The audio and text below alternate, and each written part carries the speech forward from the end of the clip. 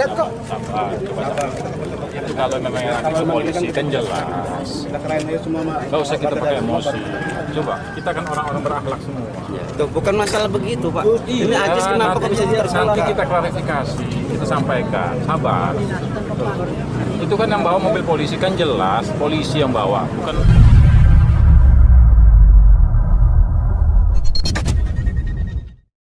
Assalamualaikum warahmatullahi wabarakatuh. Hamdan syukran lillah, amma ba'd. Sahabat manusia plural yang saya hormati dan saya banggakan, keramaian terjadi lagi di Lampung. Aparat kepolisian dengan geng Khilafatul Muslimin terjadi bersih tegang. Ketika kemarin aparat kepolisian mau mengambil dua tokoh penting dari Khilafatul Muslimin dan mencari, menggeruduk markas pusat Khilafatul Muslimin untuk mencari barang bukti, untuk lebih memperkuat apa yang aparat kepolisian lakukan, untuk nantinya bisa jadi membubarkan kelompok-kelompok yang mengatasnamakan Khilafatul Muslimin di berbagai daerah. Sekarang kan pelang-pelangnya sudah dibawa tuh ya, di berbagai daerah sudah mulai diambil-ambil. Kalau ada pelang Khilafatul Muslimin di daerah Anda, laporkan ke aparat kepolisian biar juga sama diambil pelangnya. Nggak boleh berkembang mau ideologi apapun aja yang berpotensi menghancurkan Pancasila, termasuk khilafah ini ya. Kita cegah sama-sama. Kita kerjasama masyarakat dengan aparat kepolisian untuk mencegah gerakan ideologi mereka. Oke, mari kita lihat dulu nih bentrokan aparat kepolisian dengan geng Khilafatul Muslimin.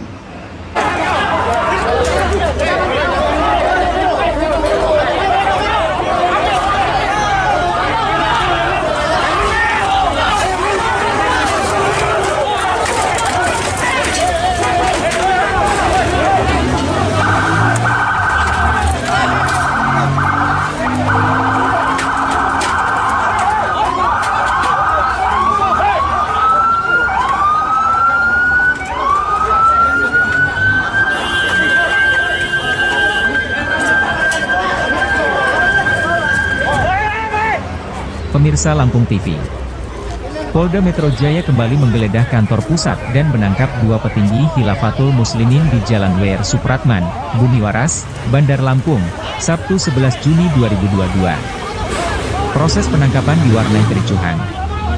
Penggeledahan kantor pusat Khilafatul Muslimin dipimpin Direktur Reserse Kriminal Umum, Dirkrimum, Polda Metro Jaya Kombes Pol Hengki Haryadi mulai pukul 9 hingga pukul 12.30 waktu Indonesia Barat. Penggeledahan melibatkan Polresta Bandar Lampung dan Polda Lampung.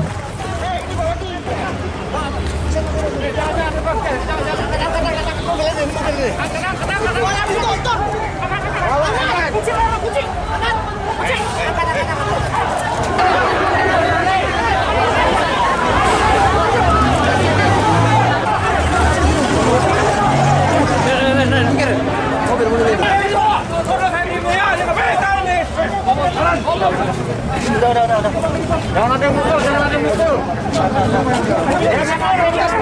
Jangan ada mukul. Kunci.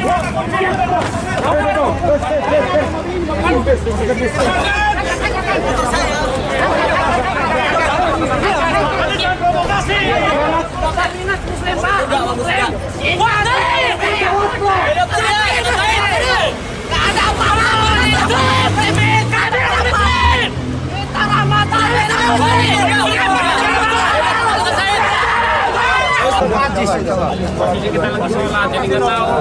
Ajis bisa jadi tersangka. Nanti kita coba masuk. Itu saya sih lihat kok. Itu kalau memang yang polisi kan jelas. Nggak usah kita pakai emosi. Coba, kita kan orang-orang berakhlak semua. Tuh, bukan masalah begitu, Pak. Ini Ajis kenapa kok bisa jadi salah? Nanti kita klarifikasi, kita sampaikan. Sabar. Itu kan yang bawa mobil polisi kan jelas, polisi yang bawa, bukan. Baik semua di sini, kita dudukan dulu masalahnya satu-satu. apa yang kita pertimbangkan nanti, pertanggungjawabannya kan kita nih. Ya, kawan kita yang kira-kira nggak ada Arya Nugraha, Alwan, itu kira-kira yang ada sangkut paut mau diminta keterangan, tolong dikeluarkan Pak. Karena nggak ada urusannya kan. Yang perlu minta, yang diperlukan artinya keterangannya. Mas baru- Aziz, Ya, kalau Aziz sih lah, Imron, mungkin dia ya. minta keterangan. Ya. Nah, yang lain jangan. Tadi mungkin Arya Nugraha, Alwan. Nanti kita minta dikeluarkan Saya secepatnya. nanti akan catat namanya, Baik, nanti saya sampaikan. Jadi tidak akan ada yang dibawa tanpa surat perintah, Pak. Baik, Ya. siap. Saya mohon izin, saya permisi, saya mau ngambil barang-barangnya. Oke, lumayan ya, cukup tegang ya. Teriakannya sama, takbir, Allahu Akbar, itu teriakannya. Saya salut dengan aparat kepolisian yang kemudian memberikan pandangan, sabar. Teman Anda itu dibawa oleh aparat kepolisian, jelas itu. Jadi santai aja, jelas yang bawanya. Itu bukan dibawa oleh siapa-siapa, oleh aparat kepolisian. Dimintai pertanggungjawaban dan sebagainya. Jadi nggak usah bentrok, sabar. Kita kan umat Islam. Itu keren sih, aparat kepolisian keren sekali saya kira. Akhirnya diizinkan. Setelah kemudian bersih tegang itu hadir. Nah, sikap-sikap bersih tegang ini melawan aparat kepolisian ini kan bisa menjadi salah satu ciri. Kenapa harus melawan? Jelas yang bawanya kok aparat kepolisian. Kenapa harus melawan? Wah, sebegitunya. Sampai kita lihat itu di awal itu ada yang anggota Khilafatul Muslim itu yang mukul aparat kepolisian. Ada yang sampai lempar-lempar helm itu kan. Berani kan? Ya wis. Pada akhirnya mereka akan berani, akan menunjukkan jati diri yang sesungguhnya mereka tuh. Dan ini penting sekali, aparat kepolisian itu menemukan banyak sekali barang bukti, termasuk buku JI dan buku ISIS di kantor pusat Khilafatul Muslimin. Uang, miliaran uangnya bos. Miliaran uangnya. Nah, kita kan menjadi bertanya, ini apakah benar dari swadaya Jamaah Khilafatul Muslimin, dari infak Jamaah Khilafatul Muslimin, sehingga uangnya sampai miliaran, atau memang ada donatur yang lain yang bukan hanya dari Jamaah Khilafatul Muslimin, atau kalau memang dari jamaahnya itu infak sampai miliaran itu, berarti kita bisa deteksi berapa puluh ribu orang yang sudah masuk dalam anggota Khilafatul Muslimin, sehingga uang yang terkumpul di pusatnya aja sampai miliaran. Jangan-jangan masih ada uang di cabang-cabang yang lain. Kebayangkan organisasi Khilafatul Muslimin itu, kelompok Khilafatul Muslimin itu yang kita lihat kecil gitu loh. Oh, segelintir orang, oh segini, paling berapa ribu kan? Kebayang nggak uang orang-orang HTI? Berapa miliar uang tuh? Berapa puluh miliar tuh uangnya? Yang kemudian jamaahnya sudah puluhan ribu katakan.